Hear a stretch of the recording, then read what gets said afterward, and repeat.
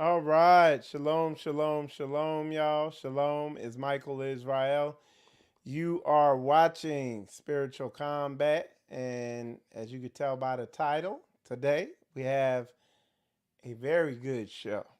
We really gonna go in deep on this topic. And as you can see by the topic is the essence of biblical manhood and masculinity.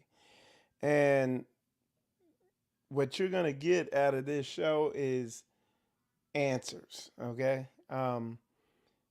Because a lot of times, masculinity, manhood, uh, marriage, relationships, you name it, uh, they hinge on this topic on what is the essence of masculinity. So being able to be successful in your marriage, being able to be successful in your career, being able to be successful in your relationships with people, um, hinges on biblical manhood, biblical masculinity, these principles that are all through the word. They're all through there over and over and over again, but they never get, and this stuff never gets brought out. You never really uh, out there in the mainstream. You never hear this stuff getting taught on, and there is an epidemic of feminized men out there. There's an epidemic of men who don't understand why or how to get their relationship, their marriage healthy. So, what we're going to do, we're going to get into this topic.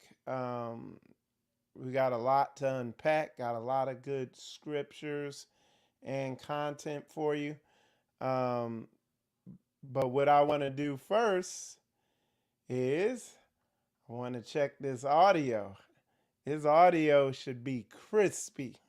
Okay, so y'all let me know how the audio is, and then what we're gonna do, we're gonna move forward. I'm gonna check something real quick, and then we're gonna get going with things.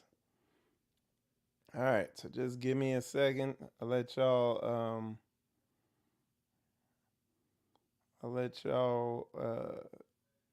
let everybody come on in, and in the meantime, I'm getting 10 on the audio, so we good to go. So we're gonna move forward with this thing. Um, all right, so let's get everything set up properly. All right, and like I said, or as I always say, if you have any questions, comments, or concerns, put them in there. We're gonna address them towards the end. But definitely put them in there as they come to mind, and I will mark them. Make sure you put a question mark in there though, so that I know, I know you. It is a question because I'm gonna scan over it pretty quickly, so that will help. All right, so we're gonna get into the essence of masculinity, okay, and manhood according to the book, because that's the only way this is gonna work. Okay, if it's according to the book. Okay, so we're gonna kick it off with a scripture right here, and that scripture is Ecclesiasticus Sirach out of the Apocrypha, um, 27 verse 3, and it says, ooh, sorry. And it says, unless a man hold himself diligently in the fear of the Lord, his house shall soon be overthrown. And what's your house going to be overthrown by? It could be overthrown by the ideologies of this society. You know, your house could be overthrown by the media and, again, infiltrating your house through the ideologies of this society. Your house could be overthrown by your wife. Your house could be overthrown by your children. Your house could be overthrown by family, by anyone coming in with an ideology that is against what thus saith Yah. So whatever might come in your house and cause you to, not diligently hold himself to, you know, the word of Yah and do what this scripture we just read says. So let's go to let's see what's okay. So let's define that word real quick, diligent, okay? And you'll see why I'm doing that when you hear the definition. Having or showing care and conscientiousness in one's work or duties. So you're showing care in it, okay? And what I would move to tell you right now from the very beginning is this is one of the you could say maybe pillars or something of the essence of what masculinity is, okay? Um, but it's there's another word that comes to mind that kind of explains it in in a in a better that holds more weight. I, I might say to what being a man is about. And one of the words I would put there that I would use is endurance. One of the things that, you know, one of the key qualities of being a man is endurance.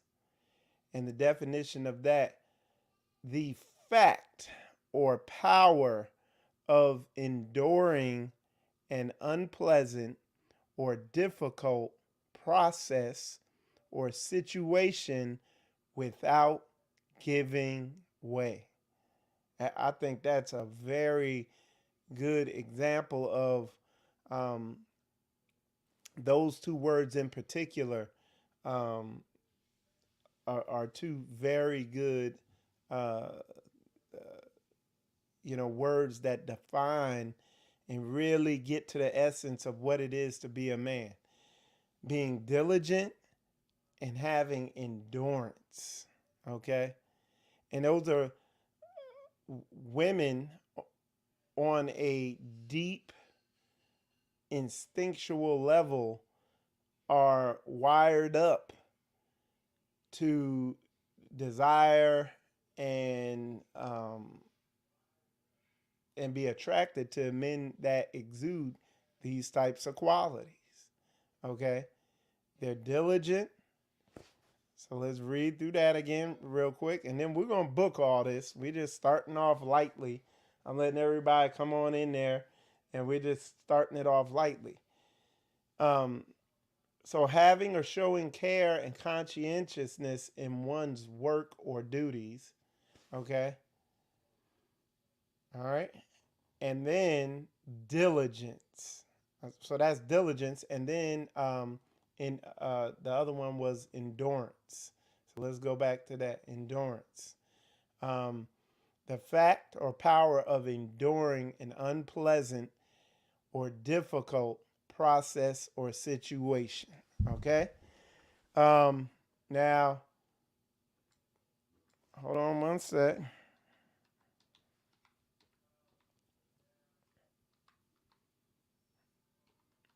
And we're gonna probably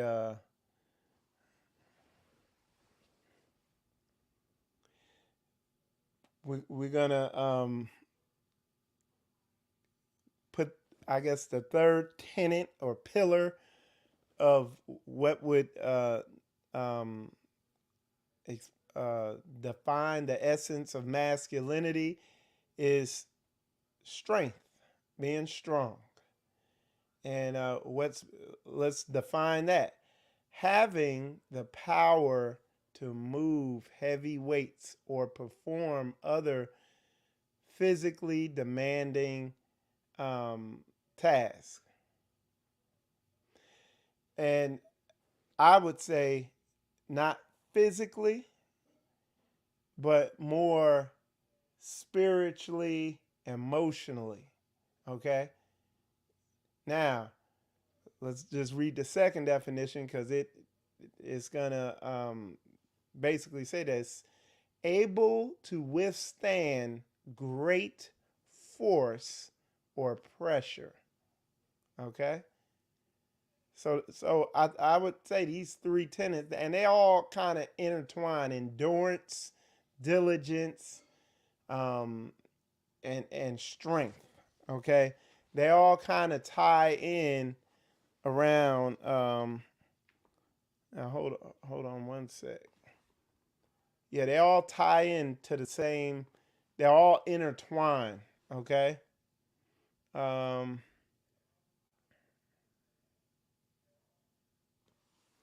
okay. So with that, let's let's really get into the meat, and define this thing, um, biblically, and get into book. Okay, so one of the things I wrote here, is that there is an epidemic of unfathered men. Okay, um, I'll be doing a video here soon when I get some free time. I'm gonna be putting it together. There's gonna be a lot of good information in it, but this is by design. There is a there was an agenda launched after the civil rights movement, um, to unfather our men. Okay, to get the father out of the home. Okay, there is an agenda. It started out with COINTELPRO and everything like that. If you look at, if you look at this stuff that the government has come out and admitted to, like the whole crack epidemic of the 80s. Um, if you look at the COINTELPRO program, um, if you look at that, if y'all saw that video I did where I was showing how the CIA weaponized hip hop, and in doing that weaponized the so-called black culture. But if you look at that, you can see what the CIA's current program is: to feminize all men, and to make all women masculine.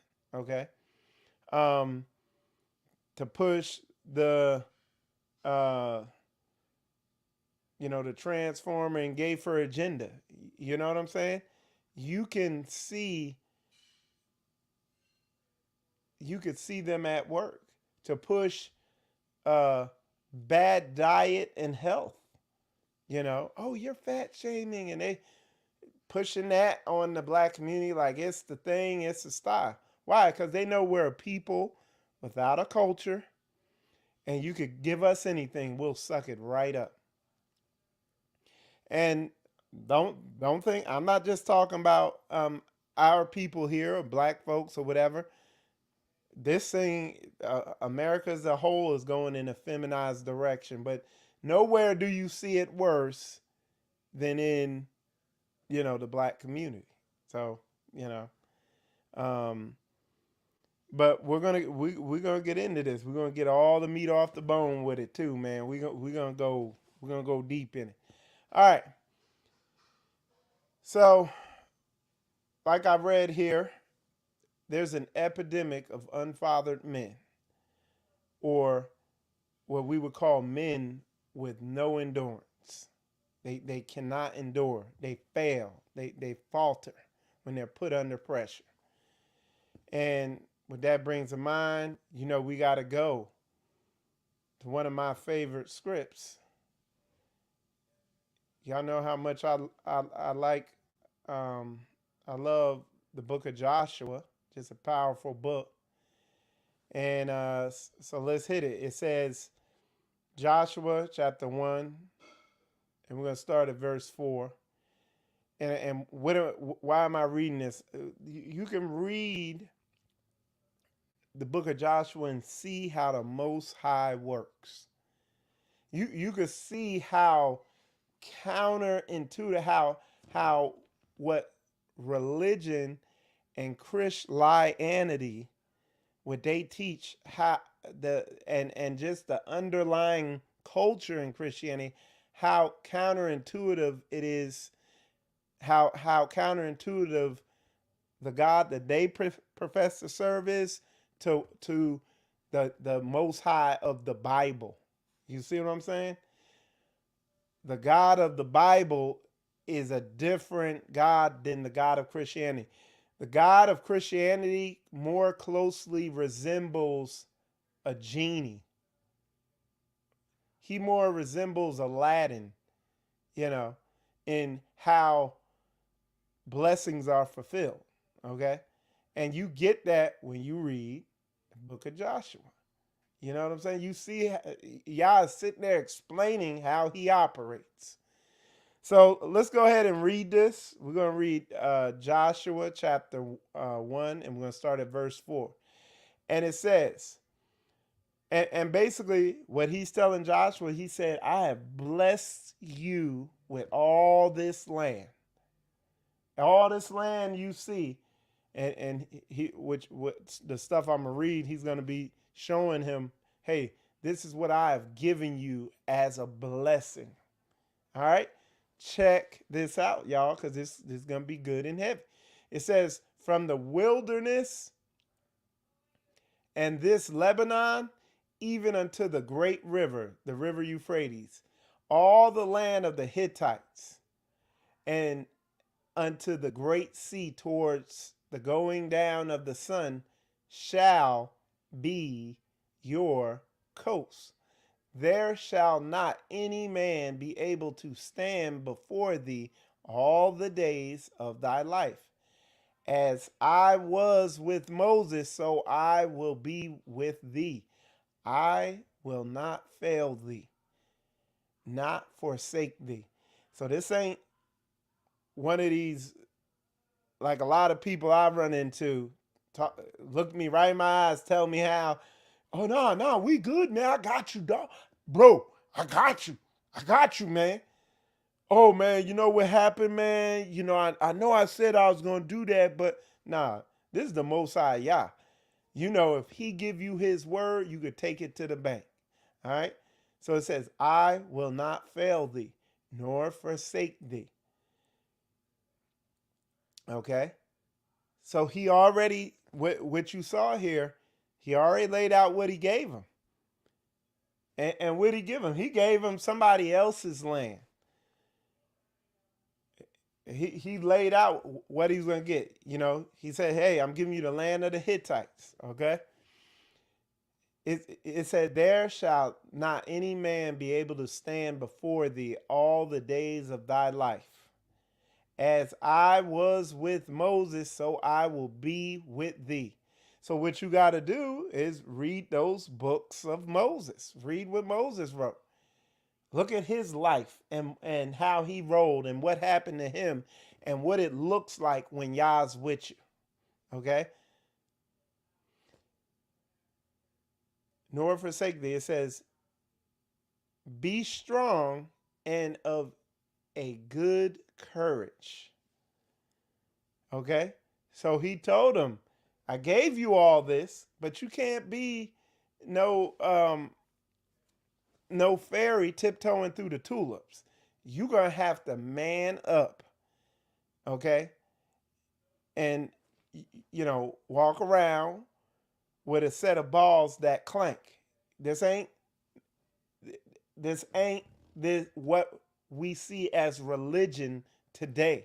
That is not what this word is. That's not what this book is. Okay? I will not fail thee nor forsake thee. Be strong and of good courage, for unto this people shalt thou divide for an inheritance the land which I swear unto their fathers to give them. Only, now you're going to say it again, be thou strong and very courageous. Let's look up what courage is. There is another tenet of masculinity, okay? It's courage, okay?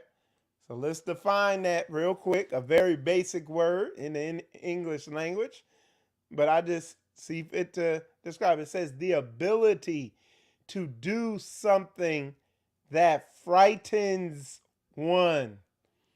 Ooh, that's on it, ain't it? And I tell people, man, Michael Israel, I get scared. There's a lot of things that scare me, but they don't frighten me. They don't put any fear in me, but they do scare me. And sometimes I go just on GP, I will do things that scare me just to build courage. Just to keep the sword sharp. Let's look up another. Here's the other part to that definition. Strength in the face of pain or grief. You got people out here in the Christianity, whatever you want to call it. You know, they telling you to cry more and, you know, steer, you know, tiptoe through the tulips. Oh, no, don't hurt anybody's feelings. We have to be kinder and gentler and all this. And man, so many, like I've run across so many men, you know, and they're just unfathered. They're full of fear. They, as soon as something hurts a little bit, they quit. There's no endurance. There's no masculinity.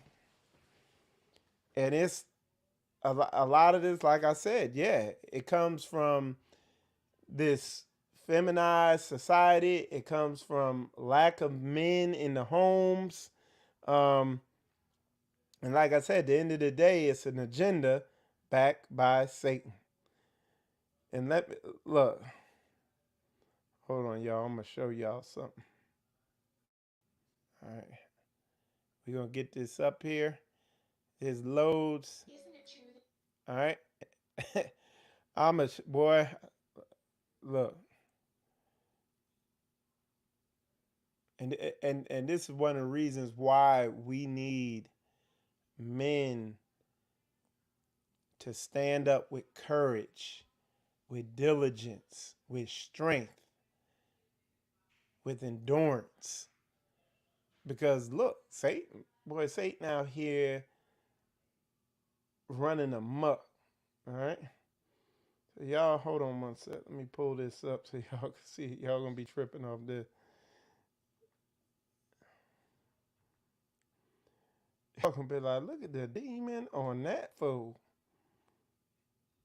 All right, check this out, y'all. This is Kenneth Copeland. Okay, he is the richest religious, whatever you want to call it. Okay, but look at this dude, man. Look at the demon on this cat. All right, watch. That you want to fly commercial so that you can fly in luxury. How much money did you pay for Tyler Perry's Gulfstream jet, for example? Well, for example, that's really none of your business, but... Isn't it the business of your donors? Listen, I paid.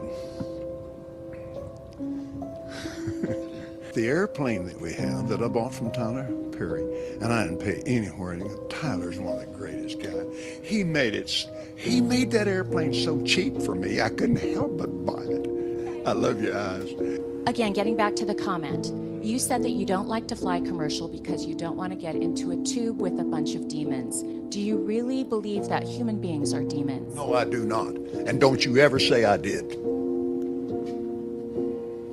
We wrestle not with flesh and blood, but principalities and powers. Isn't it true that you want to Man, you could see the demon up in that dude.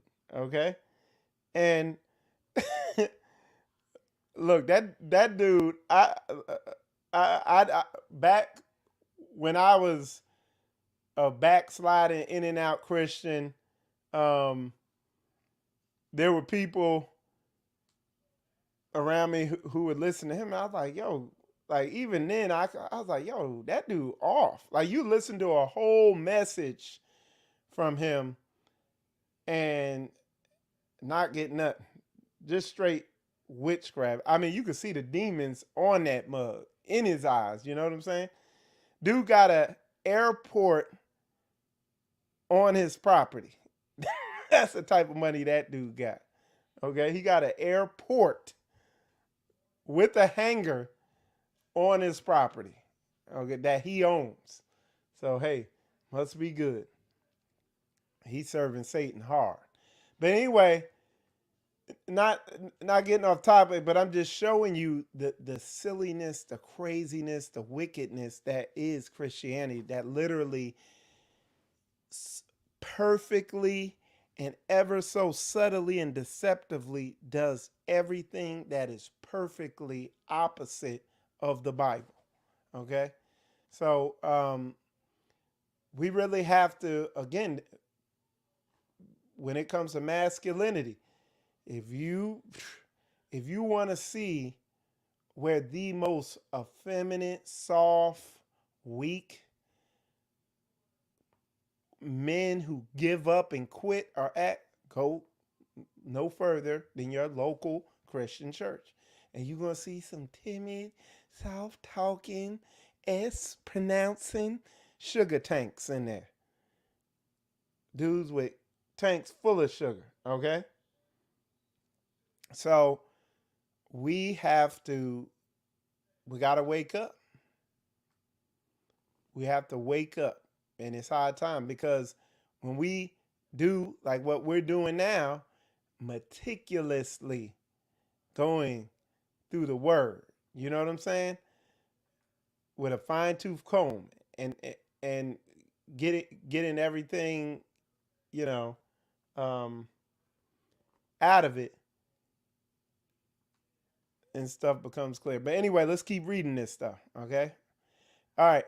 So we're in Joshua chapter 1. We're reading verse 4 through 7.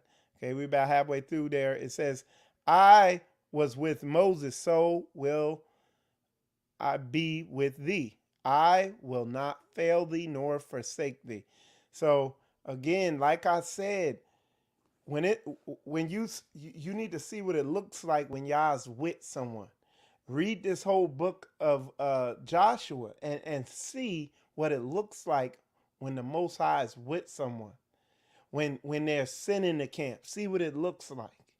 Okay, because you can see what it looks like when the Most High is riding with folks.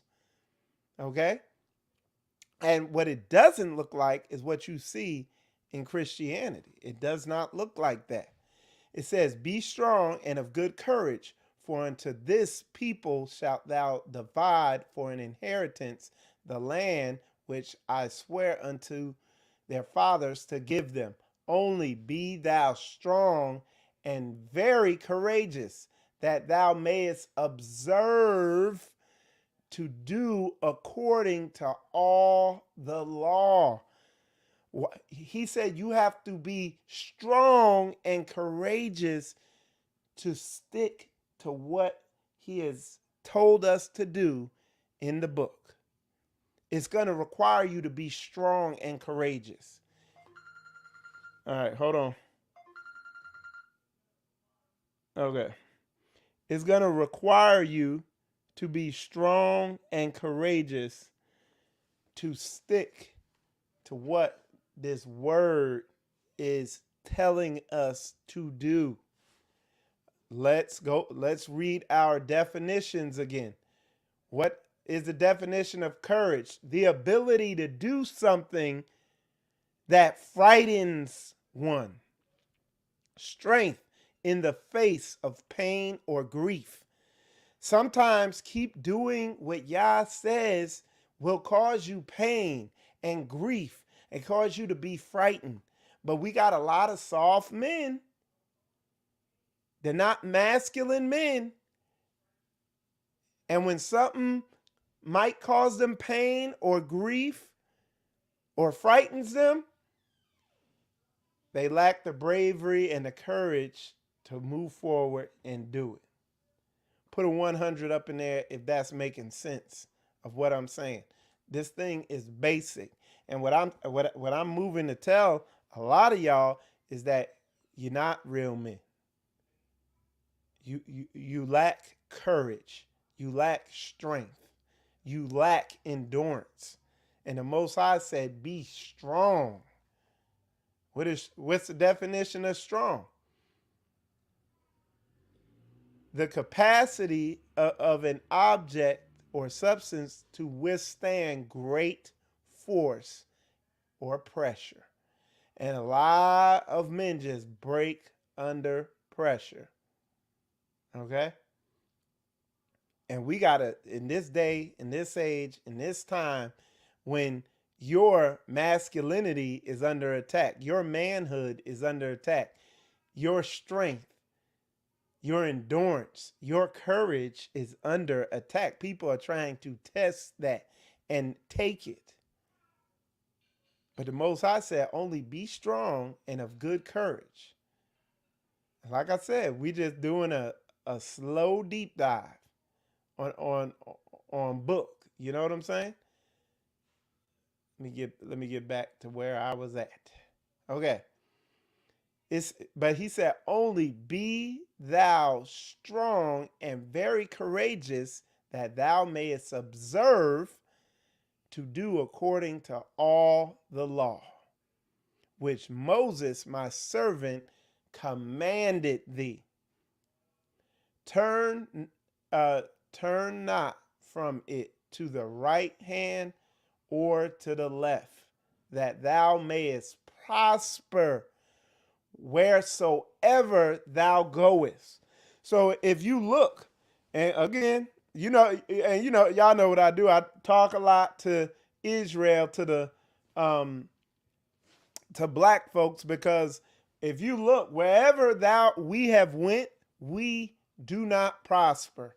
We are at the absolute bottom wherever we go. You go to any black neighborhood in America, we're at the bottom. Okay? It's bad. Or somebody like, well, there's a well-to-do black neighborhood in Texas. Okay. Let's say it. So we're addressing all the let me give a more factual statement. Majority of black neighborhoods, okay, in America, a high percentile, 90% of black neighborhoods in America, full of crime. Check this out. I was out today. We getting ready to we're trying to buy another van for our business up here. And I was at this dealership. They pretty much sell nothing but the types of vans we want. So I was out there looking at the vans, and I came up to this one, and the dealer, he's following me around. And of course, he's from another nation. He's from some Middle Eastern place, okay? And I was like, is that a bullet hole in that one? And he was like, yeah. He was like, there's a bullet hole in that one too. He was like, they out here shooting it out here last night or the other night. And I was like, man. He's like, yeah, man. He was like, it's been getting worse. He's like, about 3 years ago, it started getting real bad out here, and they shooting out here all the time. So things are going down the drain. And of course, it's a black neighborhood. You know what I'm saying? And why am I harping on that so much? Because it says, turn not from it to the right hand or to the left. So turn not from this law from the right or to the left, that thou mayest prosper whithersoever thou goest. And the thing is, when it says if we keep these laws, statutes, commandments, we're going to prosper, it's not no genie thing. It's literally a cause and effect of, hey, when you do stuff this way, the way Yah says to do it, when you conduct yourself in this way, this is the result you get, and it's going to be a blessing. And then on top of that, the blessings are multiplied. You know what I'm saying? But it's just a factual thing. If you deal and do these types of things in the situations that happen in your life, that it's gonna be a blessing. And it's just like a good example, me.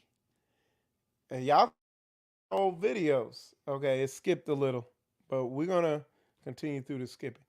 But you could go watch my old videos and watch how when I came into Straitway, because they function in higher levels of holiness.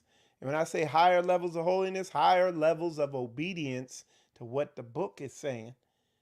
And I came in here, they're walking this book out more than anybody I've seen. And it's just been one blessing after another with persecution. Okay, with grief, with pain, but I endure. Why? Because I'm a man. I ain't soft. So y'all put a 100 in here if that's making sense to you. Because look, we got to get this, the meat off the bone.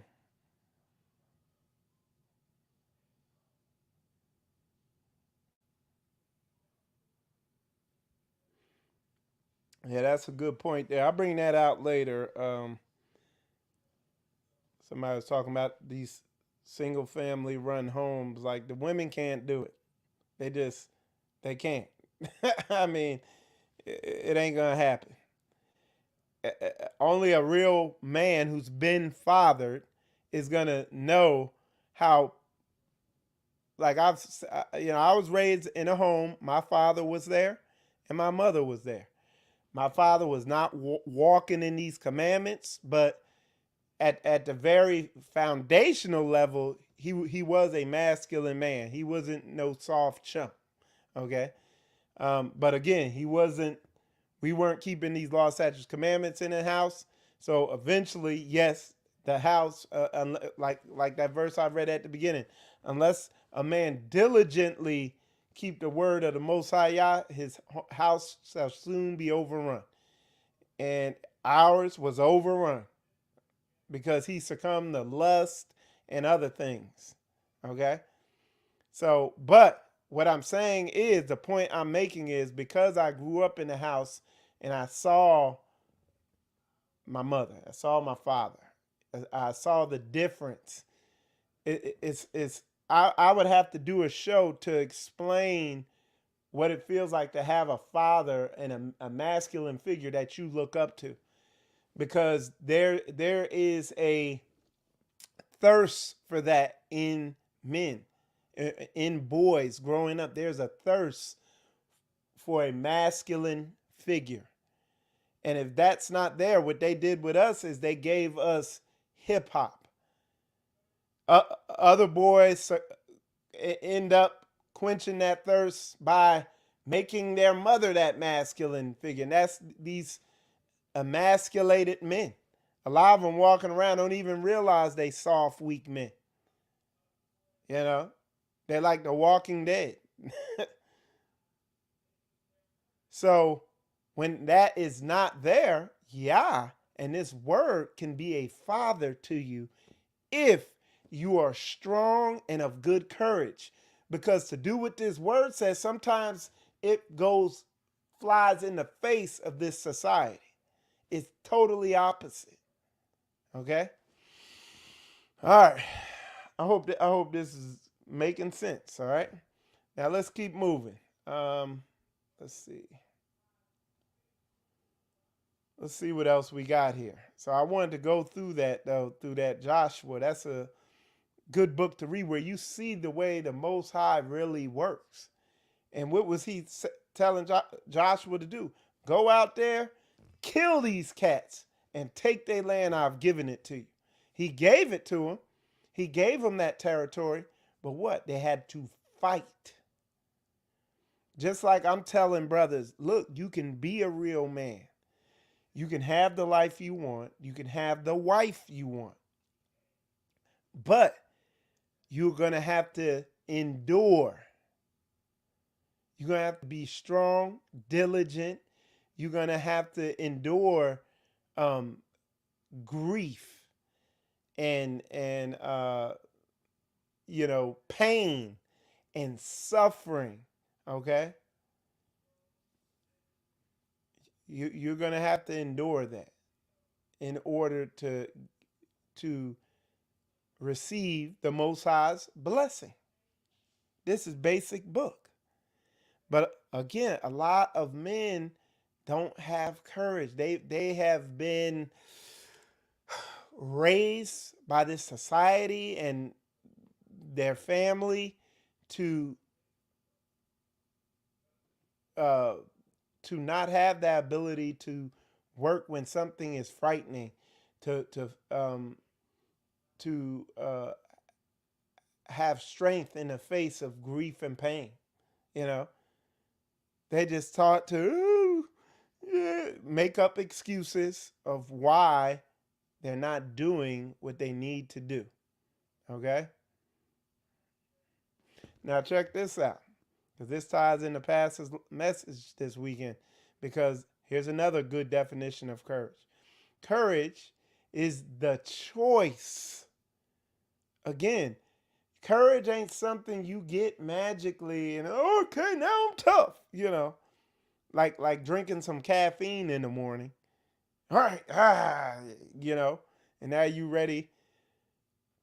Or like Muggs be saying, liquid courage. This is why a lot of people are alcoholics, because it gives them courage. Okay? But courage is a choice. And it's a choice you make while you in pain and it hurts and you hurting and you out there and it's just, and you're not, your emotions is telling you no. Everything else is telling you no, don't do it. The people you hold near and dear is coming against you. Okay? But then the courage is, again, it's choice. It's something Yah told you to be. He said, be strong and of good courage. And he even went further to be very strong and a lot of courage. He emphasized it, that you're going to need that to be obedient to this word. Look, check out this definition. Courage is the choice and willingness to confront agony, pain, danger, uncertainty, or intimidation. You see what I'm saying? And then it says valor is courage, bravery, especially in battle. And this is part of the reason why Michael Israel, I don't like being around, soft, weak, effeminate, excuse-making people. I don't like it. I like people I enjoy being around and gravitate to. Real talk, soldiers, warriors, people who fight. Okay? So that's I like that definition right there. Because the Most High said, only be courageous. Let's read that again. This is the essence of masculinity. Okay? And guess what? Obeying Yah's word will develop and build so much masculinity in you. And it will build so much manhood in you. It's insane. Oh, I know the women are sitting over there. Preach, Michael Israel. Yeah, teach it, brother. But wait until I do my show on femininity. because it teaches a woman, ooh, she got to be quiet. Can't run that big mouth. But that's another episode. You know what I'm saying? We on the men. Because at the end of the day, it's going to be so hard for a woman to relax into her femininity when you a weak man and you can't endure nothing. And you can't create an environment for her to become a feminine biblical sister. Ain't that facts? So what we're gonna do is we're gonna put agony up there. I like that word that they put that in there. Agony, pain, danger. Ooh, that uncertainty. Man, I done seen so many people cower under uncertainty, but y'all said, yo, he got you. Most I said, you keep this book, he got you. And we got these people out here, man. There is crazy stuff going on out there in Hebrew-dom. Y'all, there is crazy stuff going on. I mean, we got that a waspy Bible thing. They pushing that. You got this whole thing going on with the Pyru Bloods and a Hebrew Israelite organization. You got all that going on. Yes, I'm talking about craziness going on with people, anything but doing what the word says. You know what I'm saying? It's just distractions. Man, if you'll see with spiritual combat, man, we sticking more to the book and we not getting caught up in, peripheral stuff that's out of focus, your peripheral vision, peripheral things. We ain't getting caught in that. We driving this bus straight down the middle. You know what I'm saying? We running over whatever get in the way. You know what I'm saying? We got to keep it like that because things are changing. Agony, extreme physical or mental suffering.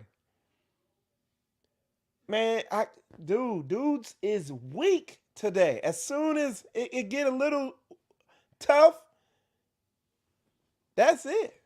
They quitting. They doing whatever they can to alleviate the suffering. But if you were courageous, like Yah told you to be, he said, only be thou courageous. Only be thou strong and of good courage. So if you were courageous, like the Most High told us to be, commanded us, when you are in the face of agony, of mental suffering, of hurt, of torment, of affliction, you wouldn't cower. You would do what the word says. He said, stick to this book. That's what he said here. I'm going to read it. You would stick to this book. Only be thou strong and very courageous.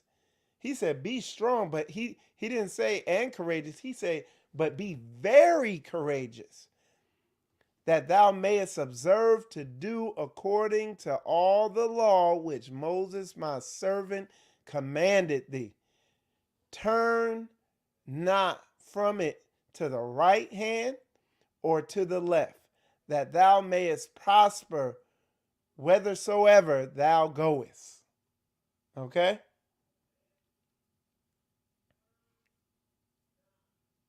Does that make sense, y'all? This, like I said, we doing the slow cooker style on this thing. Okay? We slow cooking this stuff.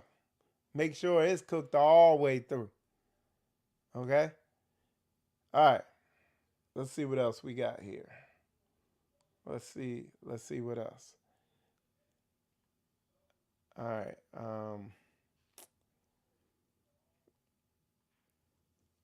I just want to make sure y'all see this so clear, because then when we get into, now you know what builds masculinity.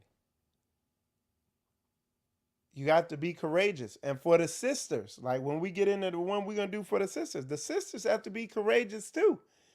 They got to stand up to that Jezebel spirit in them that caused them to pop off at the mouth and do all the other stuff that they be wrestling with, that the book clearly tells them not to be doing. Everybody got to be strong and of good courage in their respective ways. Okay? All right, let's hit it. Where we going to get to next? We're going to get into that Sirach, Ecclesiasticus 25:22. And I come with a lot of stuff out of there, especially when it pertains to men and women, because, and there's good stuff in the book of Proverbs too, but Sirach, Ecclesiasticus is like Proverbs on steroids. You know what I'm saying? And it echoes stuff over and over that's in Proverbs too also. But check this out. Okay? We're going to hit Sirach, Ecclesiasticus 25, verse 22.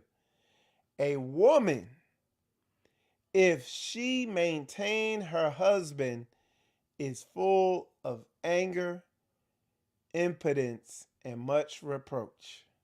Okay? So, if she's having, when it says maintain her husband, it means has to basically be in the husband's role, okay? And have to almost be like the majority of women are today. Have to mother him, be like a mother to him. And if what's programmed into a lot of women from their families, from experiences they've had, and most of all from the media in this society, is basically to treat men like sons. It's subliminally and subtly and deceptively programmed into women because Satan controls this wicked beast system we live in. And a lot of these women, because these soft, effeminate churches out here don't teach, they ain't gonna teach you nothing. They have no idea how the word tells them to act and conduct themselves. But that's not what we're focusing on. The significance of this scripture is it's a barometer, okay? So Sirach, Ecclesiasticus 25:22. A woman, if she maintain her husband, is full of what? Anger, impudence, and much reproach. What's the definition of impudent? It's not showing due respect for another person. Okay? So when you see these women, they're disrespectful, they're angry, they're reproachful. Let's pull up the definition of reproach. Let's read that, because it's the indicator, hey, he's not a real man. And it's a why am I reading that? Okay. Some of y'all might be asking, hey, what's the point of bringing that out? Reproach. Address someone in such a way as to express disapproval or disappointment. Okay? So, let's go. Reproach. Okay.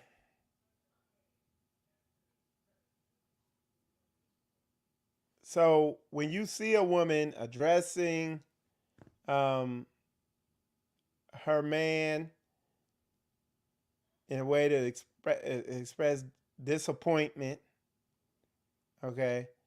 When you see a woman, let's go over here, who's impudent, so not showing due respect for her husband. When you see a woman who angry, so basically your typical black woman, I'll just keep it 100.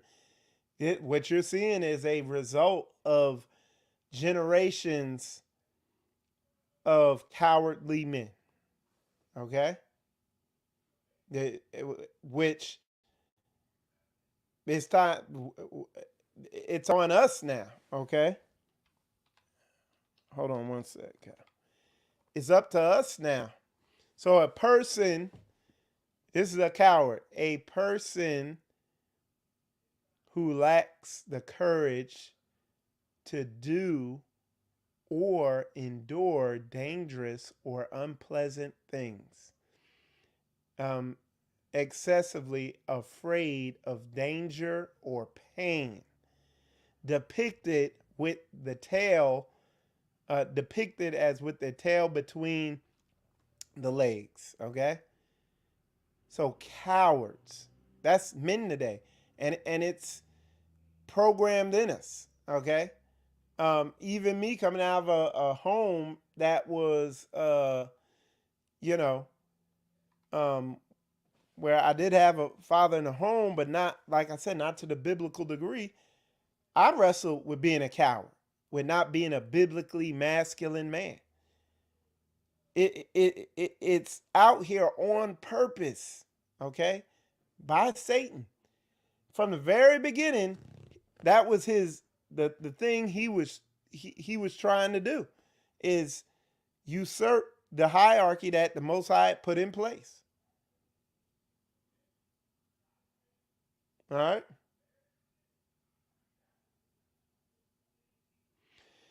So in this verse, if you have a woman who's behaving in this way, it's time to man up. And it can be a battle. It could be a war. And not can be, it will be. Because a lot of times with these women, sometimes you just, boy, you got to pull the gloves off. And metaphorically speaking, you have to pull the gloves off and really get after it. No holds bar, no fear. Some of these women, sometimes they have to feel, they have to know that, hey, words hurt. This is unacceptable.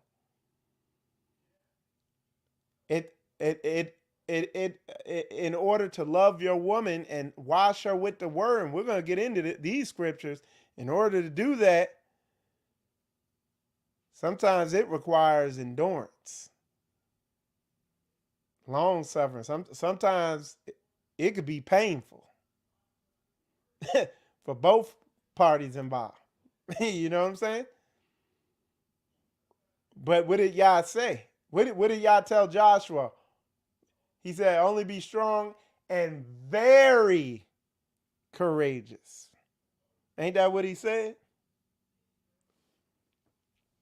Very courageous. Okay.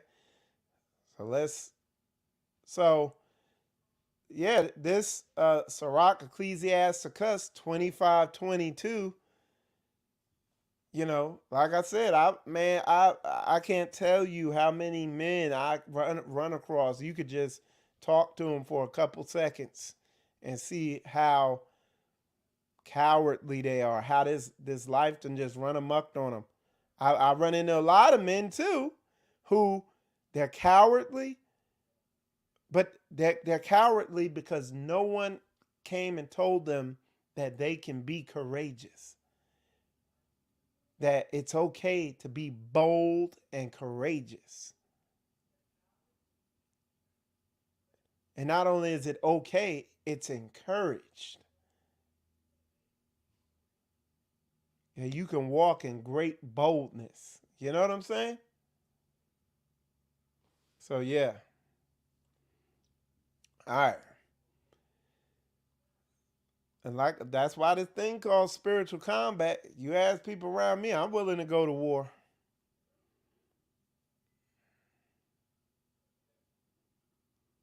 Because I'm telling you, man, let's keep on that. Like, when you choose to serve Yah, Satan's kingdom comes against you.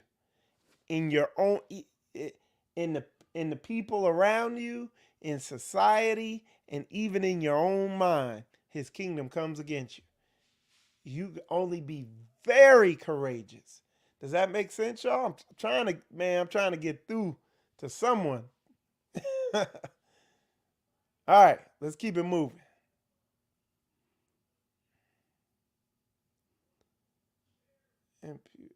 Let's see. I'm gonna show y'all a video. Oh boy. I'm gonna show y'all another video here of where we are at today. All right. Check this out, y'all. Y'all give me a sec to set it up. Okay, I got it. That worked pretty good. All right, let me share my screen.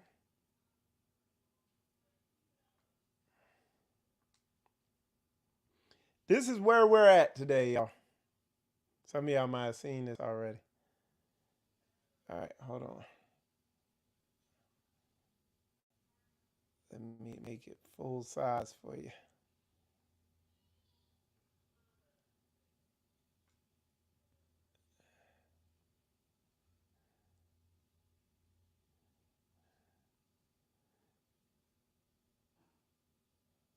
Y'all gonna get a kick out of this one.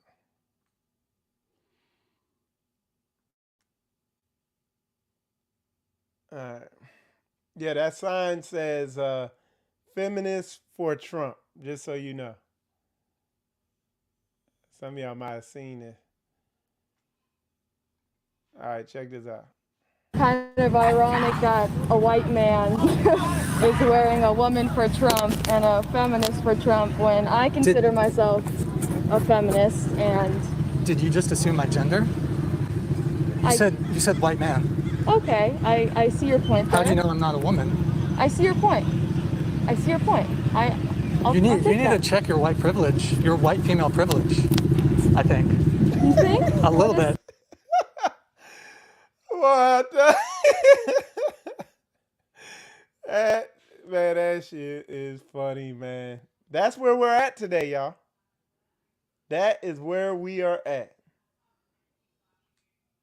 It's a daggone shame, y'all. That's where we at, though.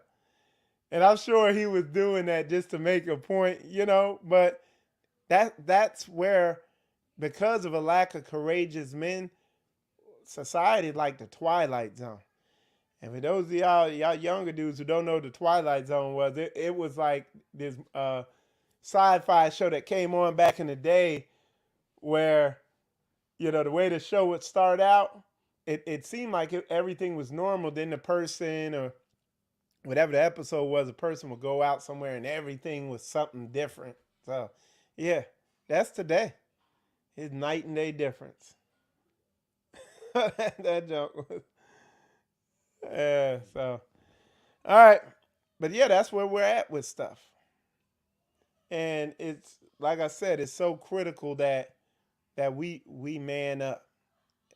And like I said, nothing, the way the Most High had it is that men teach us, and a lot of men today, or young men, a lot of young men today, they you could tell they just haven't been around men. They don't got teachable spirits. They got a lot of, especially black men, that I deal with, younger. They got a lot of female ways about them, underhanded ways, just a mess. And it's so deeply ingrained, for some of them, it's damn near hopeless. But the Most High. I'm not saying it's hopeless, but I'm saying it can look, So I got a video here I'm gonna show y'all. It's a young boy or young man working with older men, and this young boy he reminds me of the brothers we have, because StraitwayFlorida, Straitway Nashville, we are an assembly, and we have young brothers, and they have the right mindset when you're showing them stuff, when you checking them, they get it.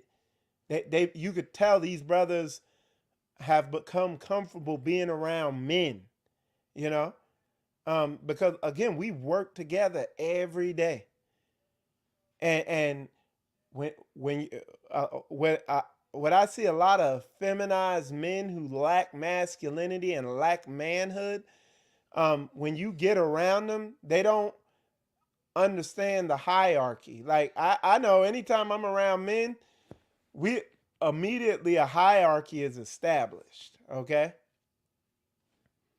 It is. I mean, and it's just how men operate. There is no equality. When you read the Bible, there's no equality. Everybody ain't equal. There is like the military. There's rank. There's structure.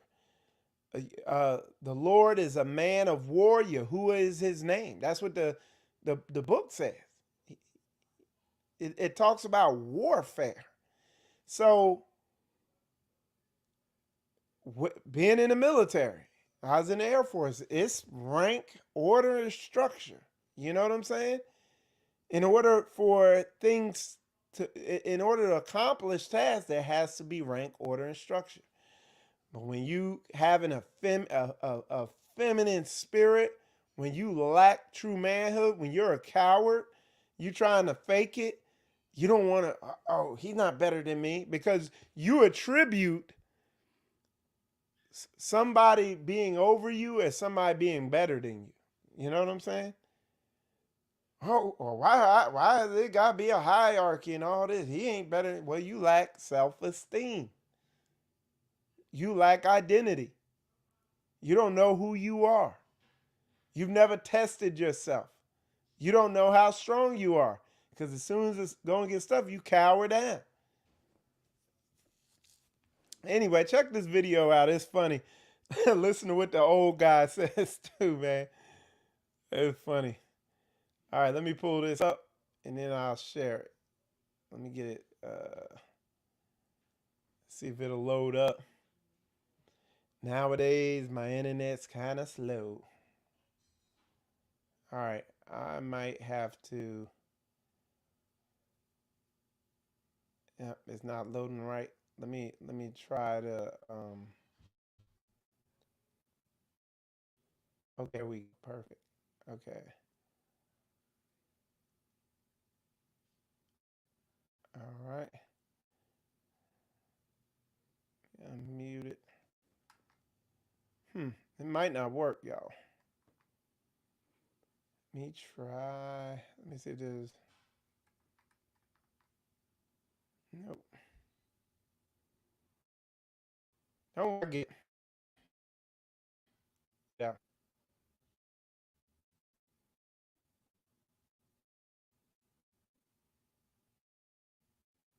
Nope. Didn't work there. Y'all just bear with old Mikey. All right. Let me try this. It might work. Let's see what it. Yep. Okay. So it should. Yep. There we go.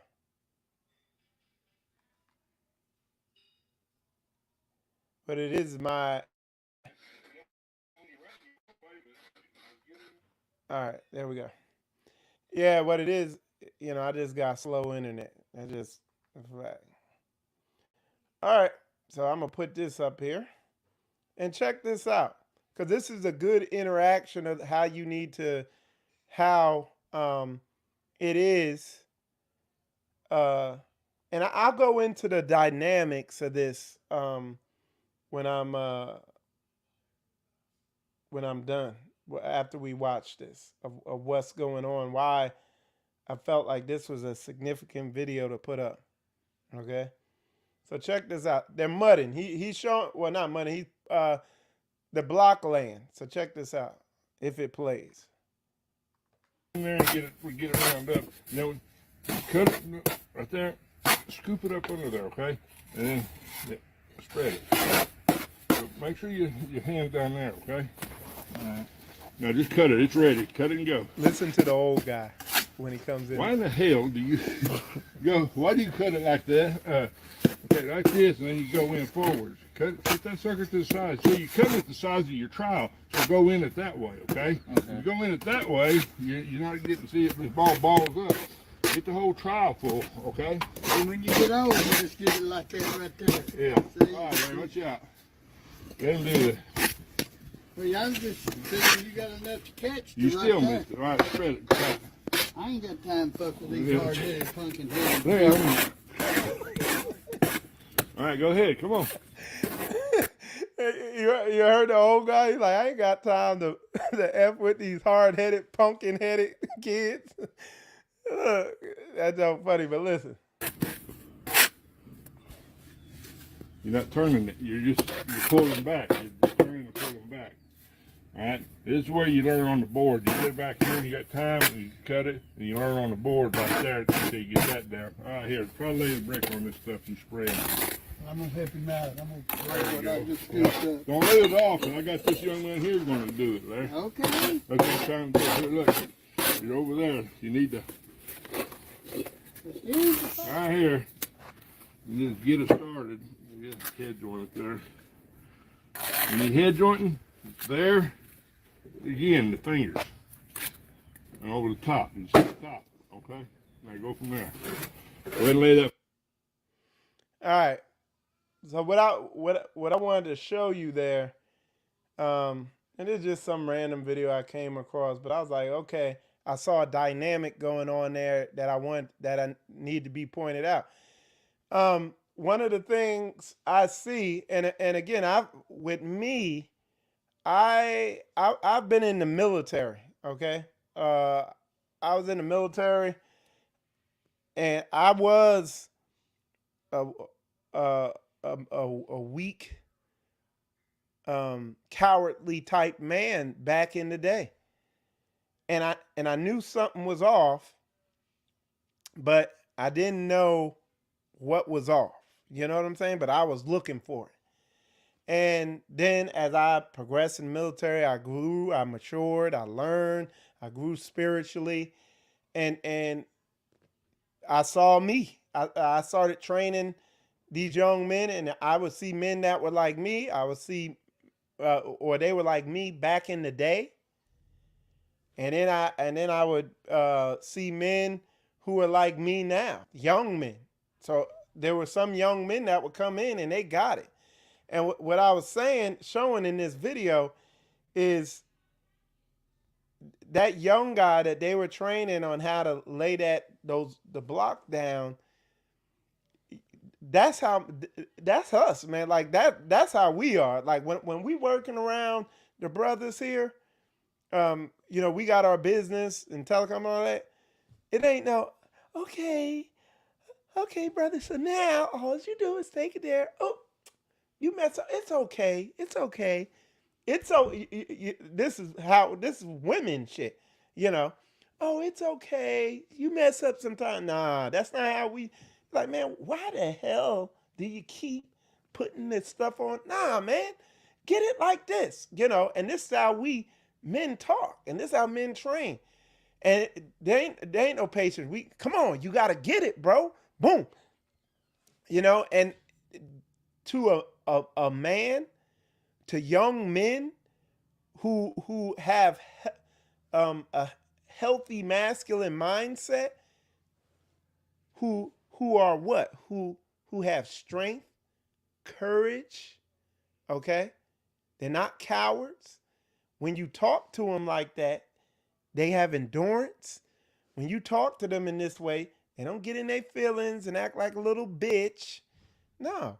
When you talk to them like that, they're like, what? I'm doing that wrong. It's a challenge to them. And they do what? They rise to the challenge. They're not these soft, effeminate little bitch dudes, okay?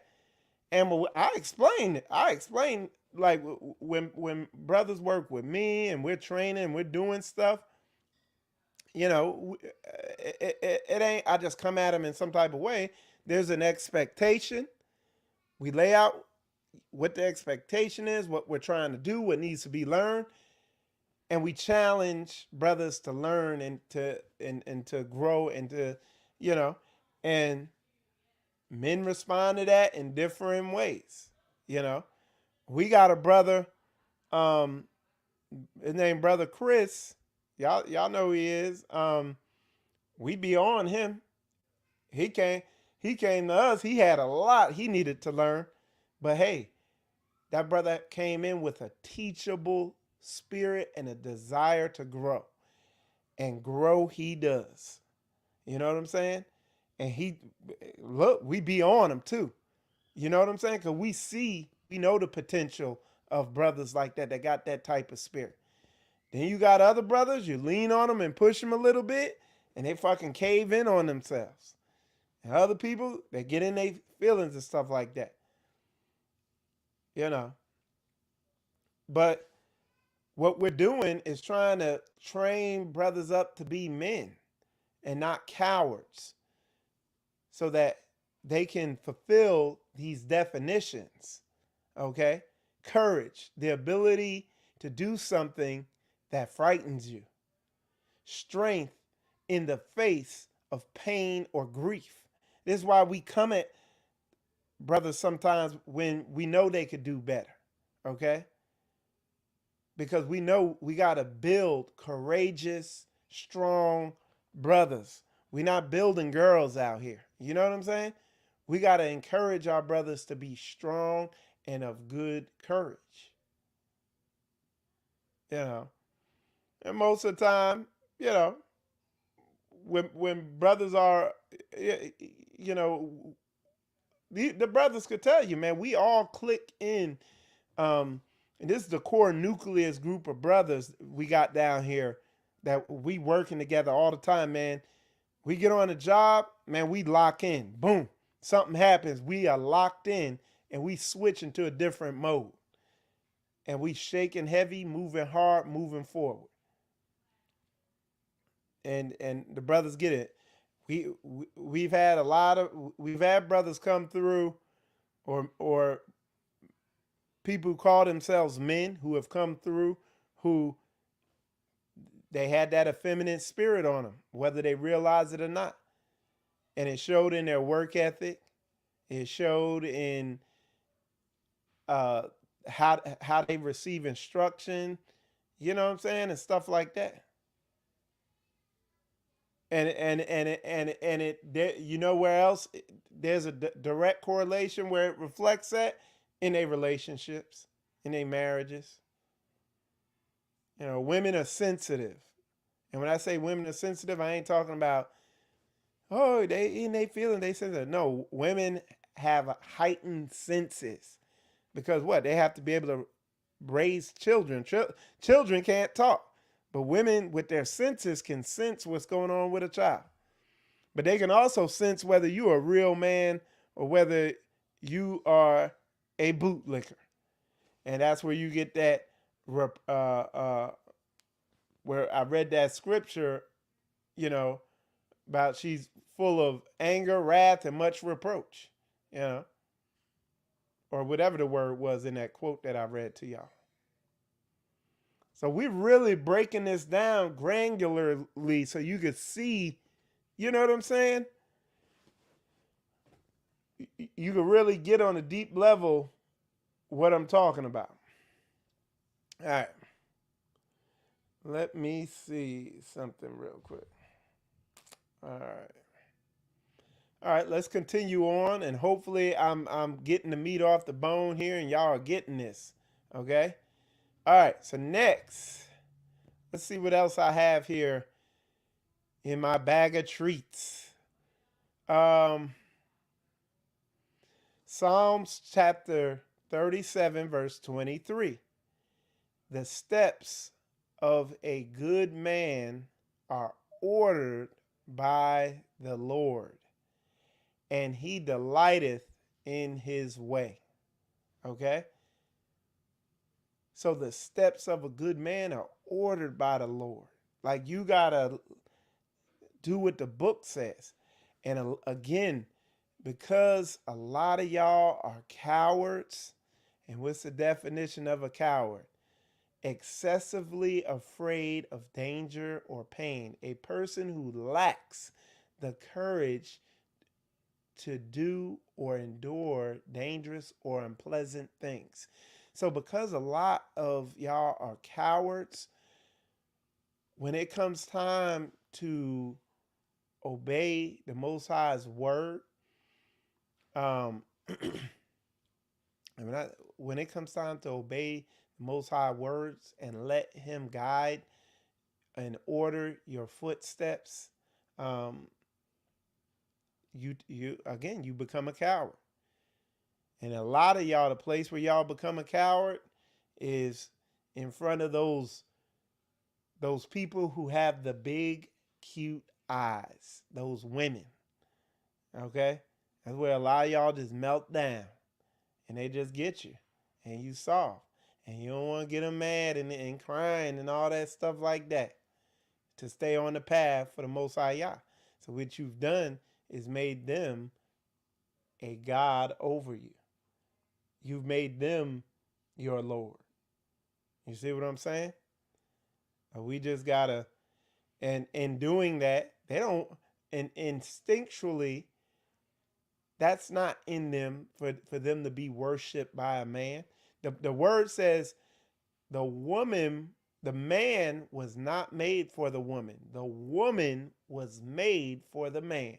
So when you get out of balance with that, no matter what this society is telling you, and no matter what their brainwashed ass is telling you, they instinctually, the way y'all made them, deep down, they detest you making them a god, making them a goddess, putting them on a pedestal. And they lose attraction for you. They can't be attracted to you when you behave in that manner. Y'all put a 100 up in here if I'm tying this in and you understanding this whole dynamic that a lot of y'all got going on. And I'm sure it's been the downfall of a lot of people's relationships. Okay? Are y'all getting it? All right. So let's see. Okay. Okay. So I want to hit this scripture real quick on endurance. Okay? Endurance. So check this out. Endurance. And this is Ephesians. Y'all know this one. Chapter 6. Verse 11 through 18. It says, put on the whole armor of God, that ye may be able to stand against the wiles of the devil. So the tricks, the deception of the devil. And sometimes, like I said, that could be right in your house. That big-eyed woman that's so cute will be functioning under the wiles of the devil, unbeknownst to her sometimes even, where they just get stuff in their head. So it says stand, endure, endurance. One of the things that I said was a trait of masculinity. So stand. It says, for we wrestle not against flesh and blood, but against principalities, against powers, against the rulers of the darkness of this world, against spiritual wickedness in high places. Wherefore take unto you the whole armor of God, that ye may be able to withstand in the evil day, and having done all, to stand. So it's endurance. Endure, to stand. Okay? Stand therefore, it says, having your loins girded. So it's telling you that this scripture, again, is talking about a masculine trait of enduring, of standing. Okay? And if you're able to do that, then your Shia will be able to do that. Because what? You're going to be the example. You're gonna stand firm in the way of the Most High Yah, right? All right. Let's see what we got here. Let's see what else we got. Let's see what other scripts I got. That's most of it. I got a whole bunch of let's see. Let's go on over, where is that at? Right here. Okay. Boom. All right. So this is a lesson that I do. We're going to read through a lot of these scriptures real quick. And it's biblical masculinity. Isaiah chapter 3, verse 12. As for my people, children are their oppressors, and women rule over them. O my people, they which lead thee cause thee to err, and destroy the way of thy paths. Okay? You know, they that lead you, that's your Christianity. That is this society. That is the media, the media mechanism. You know what I'm saying? Ephesians chapter 5, verse 23. For the husband is the head of the wife, even as Christ is the head of the church, and he is the savior of the body. And one of the things I always talk about is, if you want to know what it looks like to be a loving husband, look at how Christ dealt with the church. And the church is Israel. Okay? So how did he deal with Israel? He was patient with him. He was long-suffering with him. But at a point, what did he do? He gave him a bill of divorce. We're in captivity right now because we're getting punished.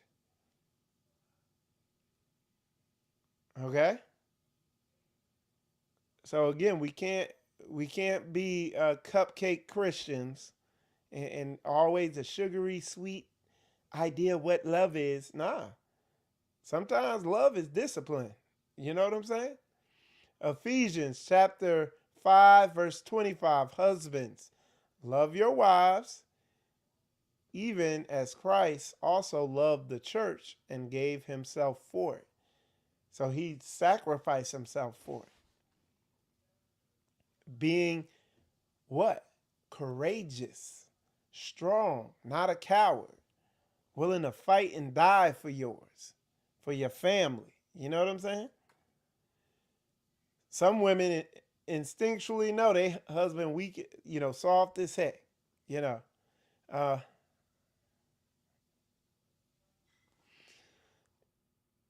right, here's what I was talking about earlier.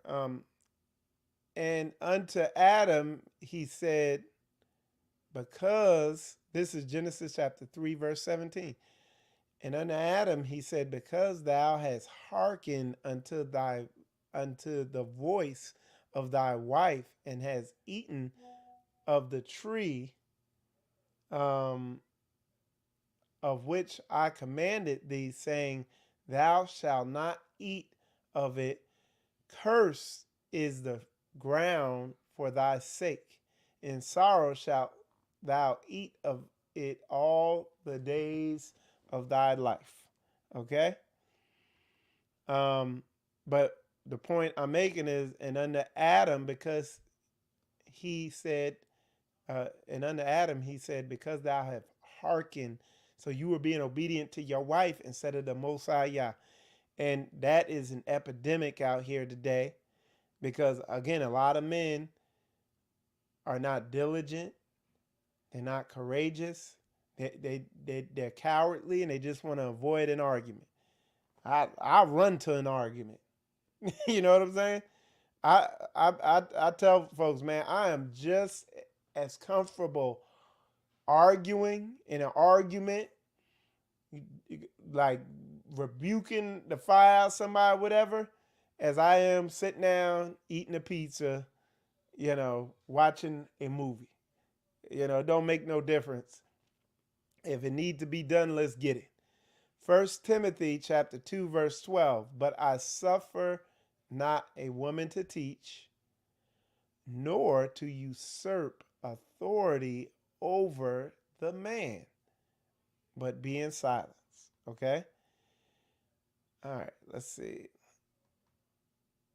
Now here's another one. Now this it goes under endurance. It says, likewise, ye husbands, dwell with them according to knowledge, giving honor unto the wife as unto the weaker vessel, and as being heirs together of the grace of life, that your prayers be not hindered. And honoring her as a weaker vessel is understanding and knowing that, hey, you know,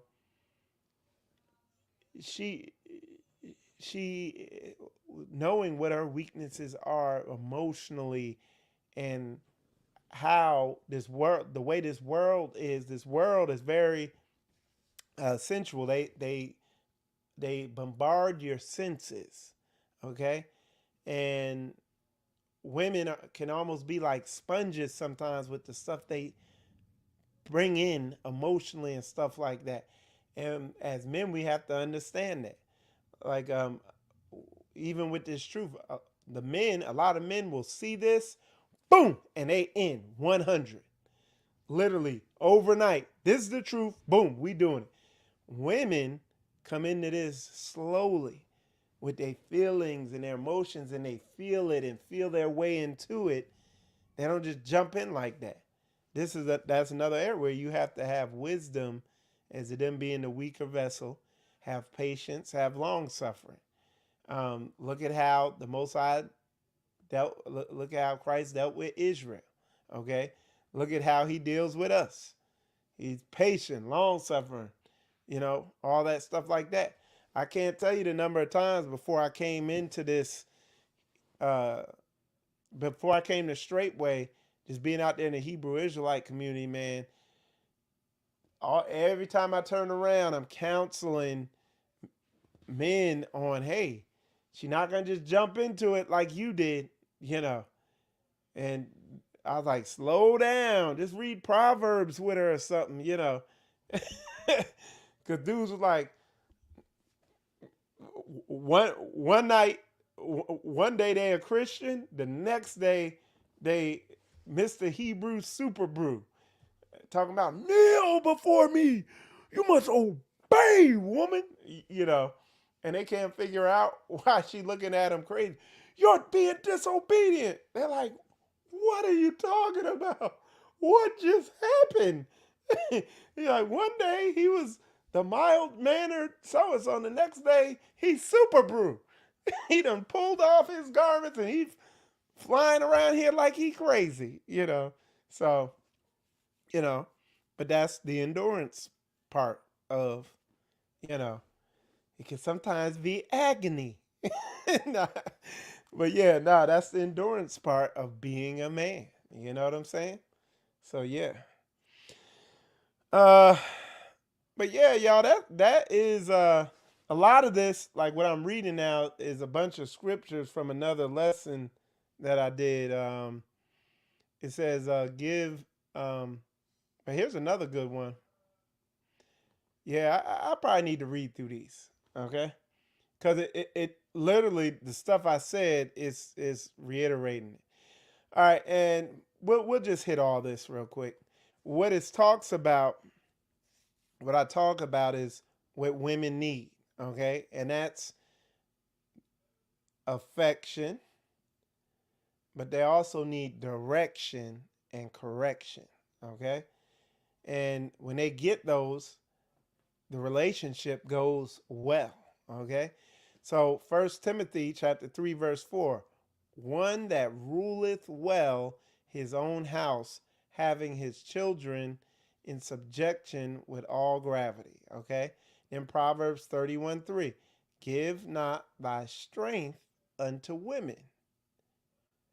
So this is throughout the Bible, like where in Genesis he said, because thou hast hearkened unto thy wife, nor thy ways to that which destroyeth kings. 1 Timothy chapter 3, verse 5, for if a man know not how to rule his own house, how shall he take care of the church of Yah? So of Israel. How will he lead Israel? Okay. Here's the correction part. Hebrews chapter 12, verse 6. For whom the Lord loveth, he chasteneth, and scourgeth every son whom he receiveth. Okay? So that's telling you, again, if the model is the Most High is, or if we're looking at Israel and its relationship and Christ as the husband, so we're Israel and Christ is the husband, he's telling you love is chastening and scourges. So love is rebuke and discipline. Sometimes you got to yell and people get their feelings hurt. That's love. But let me back that up with book. Sirach, Ecclesiasticus 22:19. It says, he that pricketh the eye will make tears to fall, and he that pricketh the heart maketh it to show her knowledge. Okay? So sometimes you hurt somebody's feelings, it shows them knowledge. Okay? Sometimes it takes that to get people's attention. That's what pain, the purpose of pain and discipline. It gets your attention. All right, Sirach, Ecclesiasticus 9, verse 2. Give not thy soul unto a woman to set her foot upon thy substance. And what that's doing is you giving your, like these, and I done seen this for real growing up. A lot of suicides over women. A man gave his whole heart over to a woman. Well, we supposed to give our heart to the Most High, not to a woman. So here it is. Here's that same verse in the CEB. Don't give yourself to a woman so that she crushes your strength. Again, a lot of men, they give their whole heart over to a woman. And then when it comes time to stand, what? Strong. And to have courage and to have endurance, they can't do it. Because what? They giving their heart over to an idol. Colossians chapter 3, verse 19. Husbands, love your wives and be not bitter against them. This is men having endurance. This is the endurance part, okay? Let's hit, because I keep saying endurance. So let's pull endurance back up real quick, okay? And endurance, where's that endurance definition? I will find it. There it is. The fact or power of enduring an unpleasant or difficult process or situation without giving way, denoting or relating to a race. What does that say? Or other of it? Well, that's something else. Okay. But does that make sense? I watched a lot of men lack endurance. Okay. Whether, where was I at?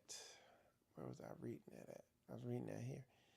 So I watch a lot of men get bitter towards their wives because, again, they don't have that endurance. Okay?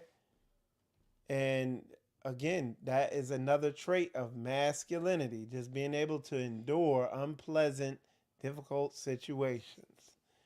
Like the Most High endured us. He endured me for years, you know. And I ain't saying I'm perfect now, you know what I'm saying? But I strive for perfection. All right, 1 Timothy chapter 3, verse 5. For if a man know not how to rule his own house, how shall he take care of the church of God? I already posted that. That's a repeat.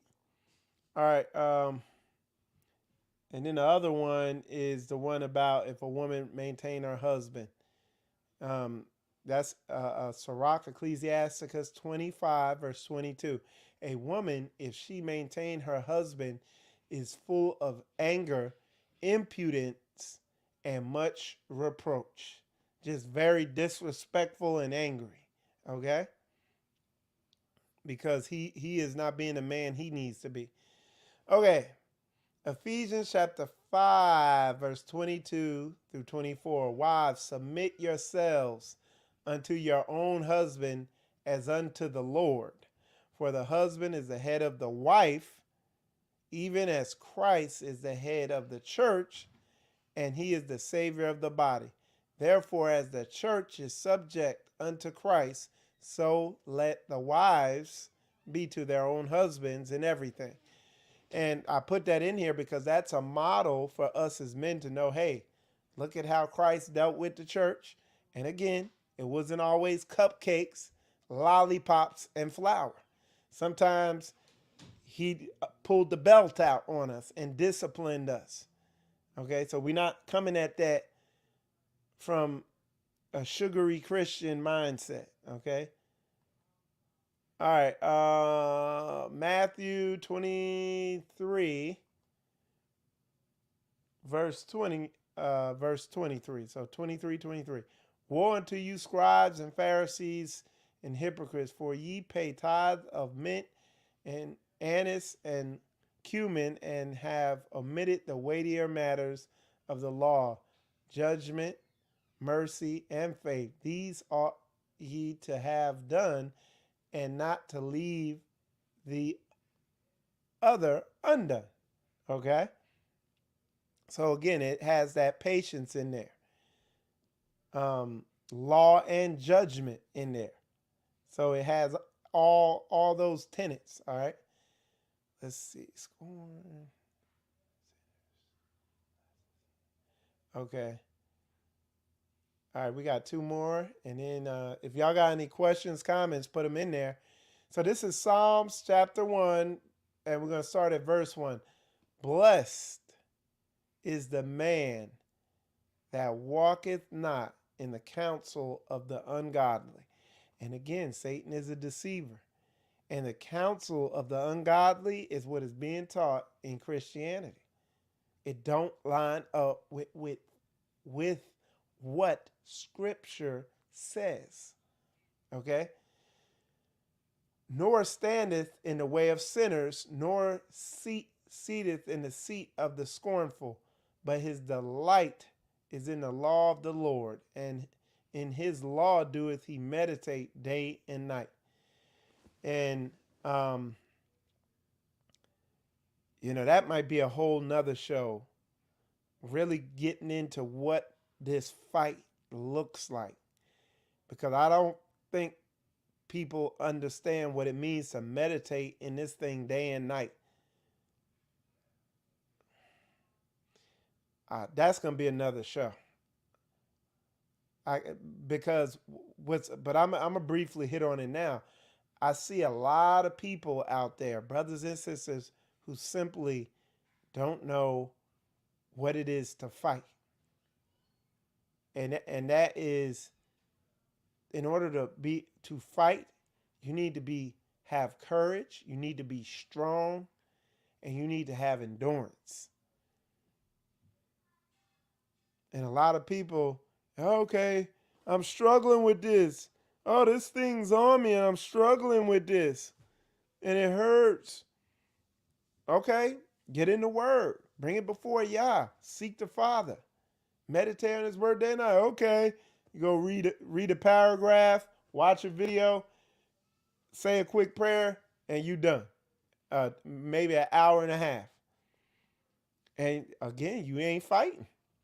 You ain't waging a sustained campaign against the enemy. And you wondering why the demons is whooping your ass. All right.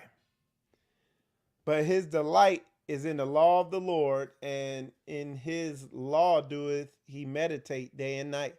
And he shall be like a tree planted by the rivers of water, that bringeth forth his fruit in his season. His leaf his leaf also shall not wither, and whatsoever he doeth shall prosper. So look,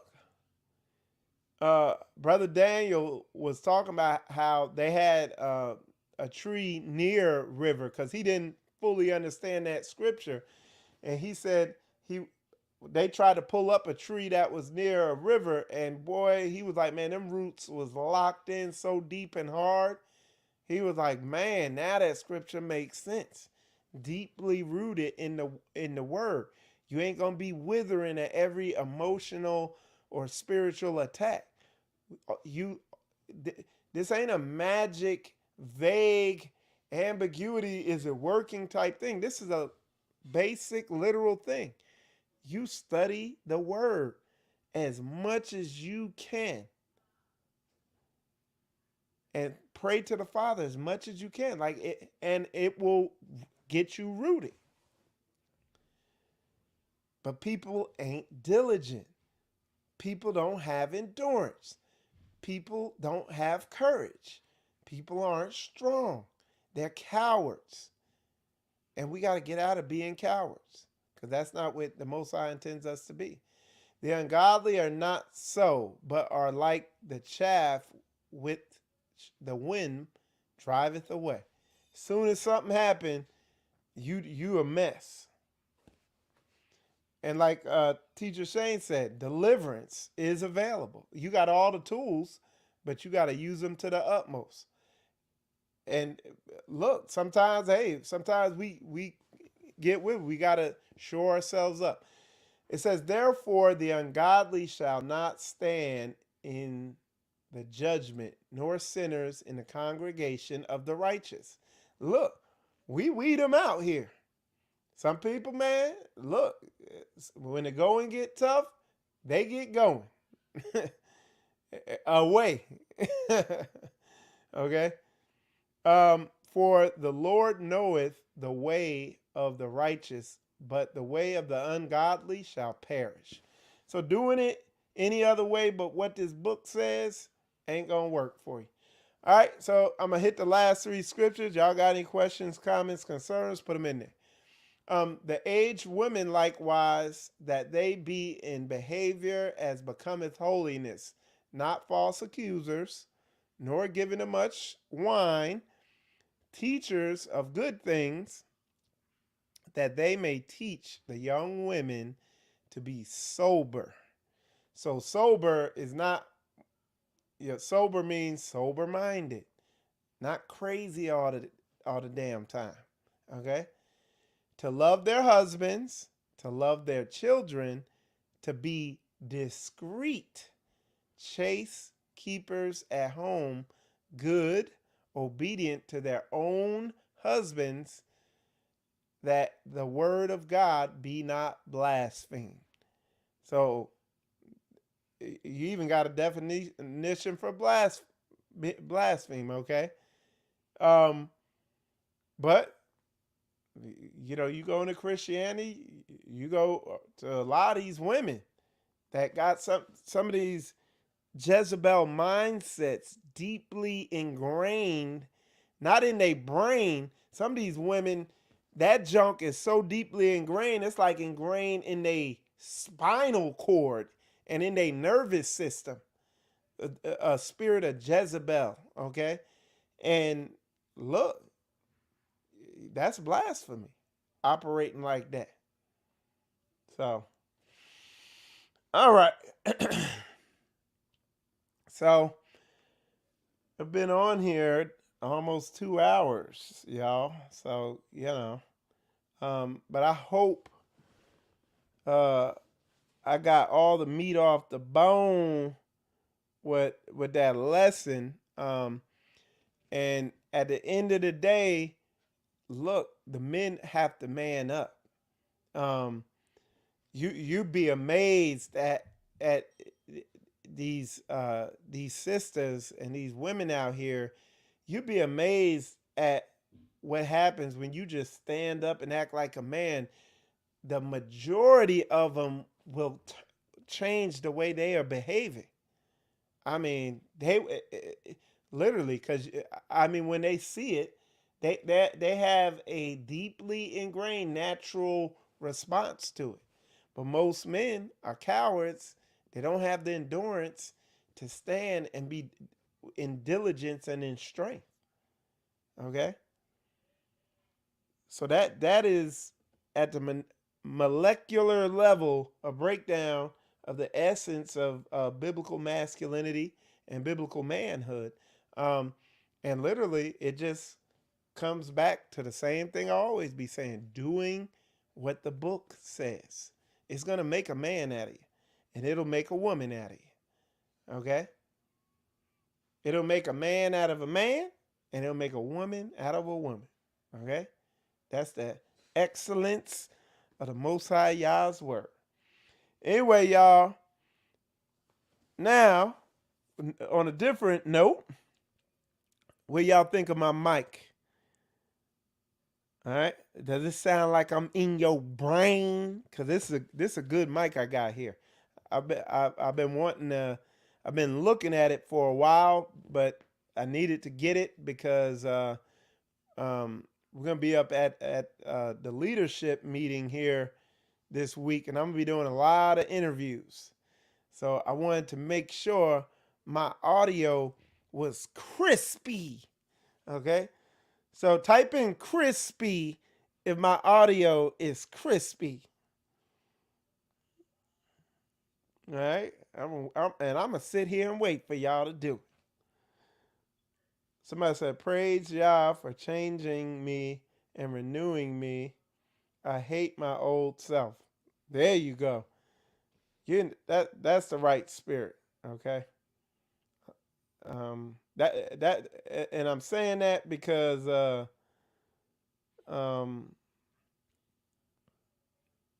that's the way I am. Like, I'll be honest. I'll be honest with you, sis. Sometimes I don't even like visiting back the way I was years ago. Like when I was in my 20s, a lot of people be like, oh, I used to be so good back then when I was young. It's like, man, sometimes I don't like thinking about when I was 20, man.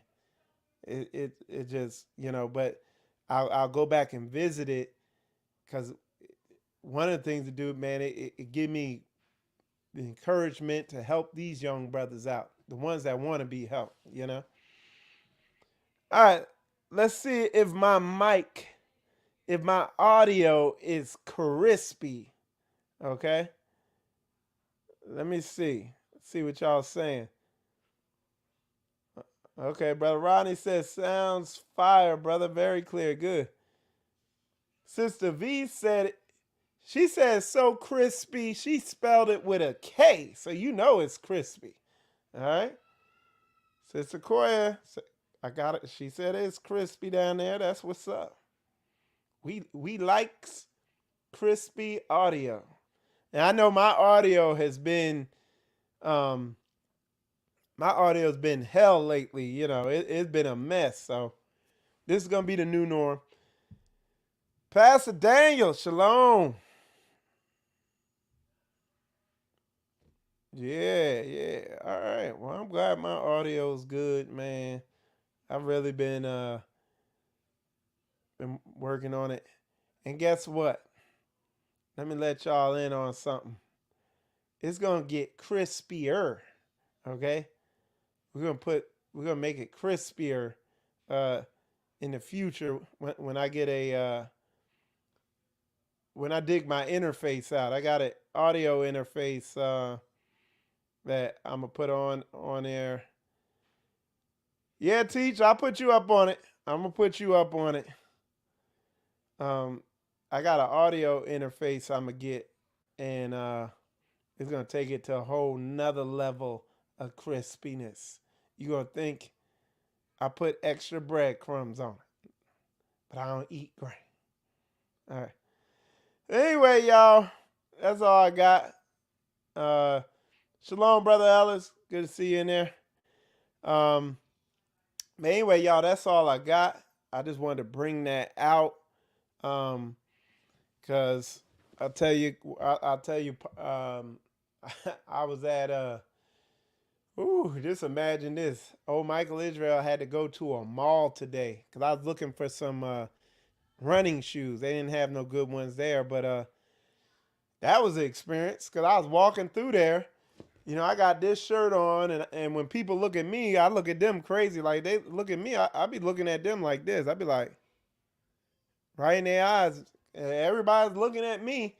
And then I looked around and I'm in there with like boots on, looking like I crawled out from under something. And everybody in there mauling it up, you know. So I guess I looked a little different. You know, everybody staring at me. And I didn't care. I feel no types of way. But yeah, I didn't look like I belonged there. But the thing I noticed, man, is like, dude, you can't find masculine looking young men no more. Like if they don't have long hair down to their butt like a girl, they they just looking effeminate. You know, I don't know what to tell you. You know, so it's man. So I realized, man, I'm one of the us and the rest of the brothers in Straightway. We the uh we're the voices, you know. We're the examples out there, you know. Yeah, man. It seems like things change quick. Cause the funny thing is, since I've come into this truth and really kind of stopped going out as much, change where I be at, you know, I kind of limit the places I be at. It might be the airport, it's, and Home Depot, and the auto parts store. Outside of that, I'm rarely in like a clothing store, and I'll be at Publix. But then I go out to those places, it's like, whoa, it's like it'll mess with your head. Oh. Anyway, y'all, with that said, I appreciate all y'all tuning in and verifying that the audio's good and that my mic is that we got crispy audio on Spiritual Combat. And with that said, I'm going to wrap this up. Appreciate y'all. Definitely hit the subscribe button and share this because we're going to stay in this vein on in this area because I realize it's a something that's really not getting brought out there in the mainstream or in Christianity. So anyway, with that said, y'all, Michael Israel, you watching Spiritual Combat, and shalom, shalom.